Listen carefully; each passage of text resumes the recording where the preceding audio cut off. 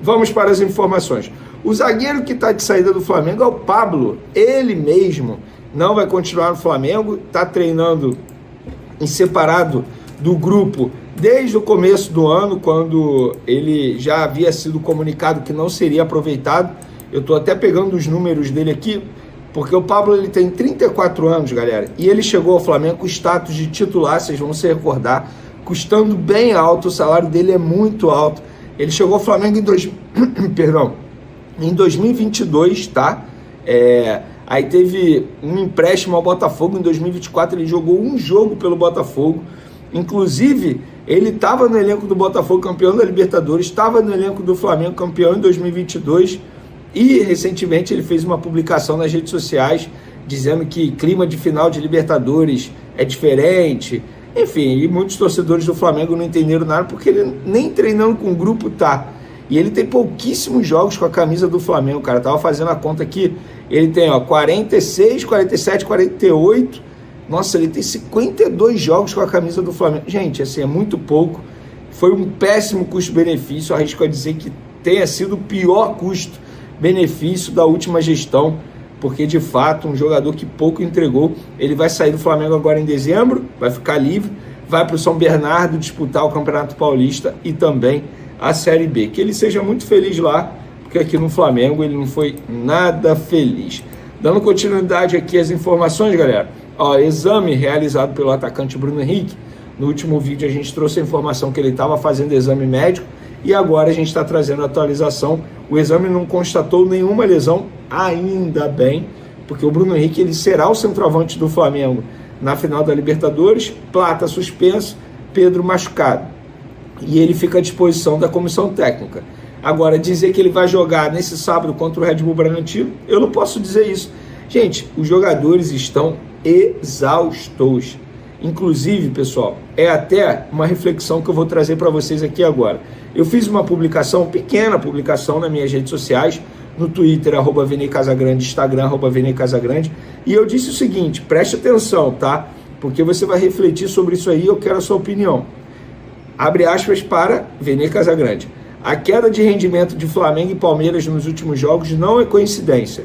Os dois times que brigam pelo Brasileirão e vão jogar a final da Libertadores dia 29 estão destruídos na parte física e também na parte mental.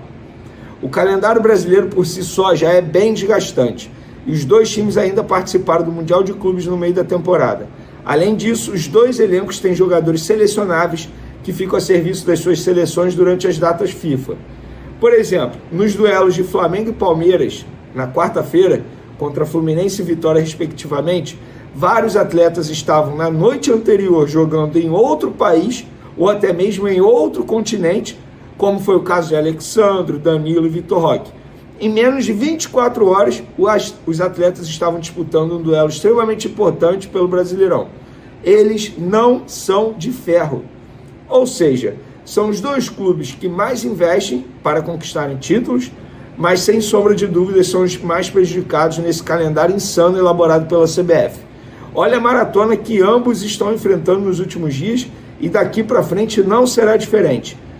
Jogaram na quarta, se reapresentaram na quinta, vão treinar na sexta, sábado jogam, domingo se reapresentam, segunda treinam, terça jogam, quarta eles viajam para Lima, local da final da Libertadores. Inclusive, não é exagero dizer que Flamengo e Palmeiras, por conta disso, podem até mesmo não fazer uma decisão de Libertadores do nível técnico que os dois times podem entregar em campo. Quem perde é o futebol e o público. Gente, isso não é brincadeira, isso é sério. Infelizmente, eu tenho que ouvir ex-jogadores falar, mas na minha época não era assim. O futebol mudou, meu filho. Hoje exige muito mais da parte física. Hoje tem muito mais jogos. Hoje os gramados são horríveis. Tem grama sintética. É diferente. O cara antigamente corria 5 km por jogo. Hoje ele corre 10. Estou dando um exemplo aqui. E tem mais arranque, tem mais explosão. É diferente. Isso não é o Vene que fala, é a medicina. São os estudos envolvendo futebol que falam. Os caras estão destruídos. Gente, muda totalmente o nível de concentração. Por exemplo, vamos lá, quando a pessoa me falou isso lá no Flamengo, tem até a concentração muda. Isso, eu volto num dia que eu estava dirigindo muito cansado, com muito sono. Eu não aguentei, eu tive que parar para descansar, para dormir. Imagina você jogar nesse modo automático, acaba a sua concentração. Óbvio, tem jogador que não participa dessa, digamos, maratona. O João Vitor, zagueiro do Flamengo, ele foi mal nos 2 jogos porque ele sentiu a pressão, não por conta disso. Mas tem jogador que vai sentir, o nível de futebol cai. E Flamengo e Palmeiras estão caindo por conta disso, gente. Pega o Mirassol, na temporada o Mirassol fez 30 jogos. O nível de futebol tende a ser melhor. E ponto, é isso. Não tem nenhum problema dizer isso. Óbvio que o Flamengo e o Palmeiras não jogam mal só por causa disso. Mas isso influencia, gente. É desumano, não podemos normalizar o que está acontecendo. Os caras estavam na França. Em 24 horas os caras estavam jogando no Brasil. Gente, isso é sério. Como que a gente vai achar isso normal? E como a gente vai exigir que o rendimento seja o mesmo? É impossível. Impossível. Essa é a reflexão que eu quero trazer para vocês aqui.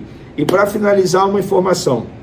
O Flamengo sofreu 7 gols nos últimos 4 jogos. Inclusive, essa média terrível fez o Flamengo perder aí o posto de melhor defesa do Brasileirão. Com 22 gols sofridos, o Cruzeiro tem a melhor defesa atualmente e o Fla sofreu 23 até o momento. Pois é, isso explica bastante a queda de rendimento após a saída de Léo Ortiz. Volta, Léo Ortiz, você está fazendo muita falta. Tamo junto, até o próximo vídeo. Fui! O Flamengo vira a página após o tropeço no Clássico e entra no Maracanã pressionado, mas com novidades que podem mudar o clima. Arrascaeta volta para retomar o controle criativo.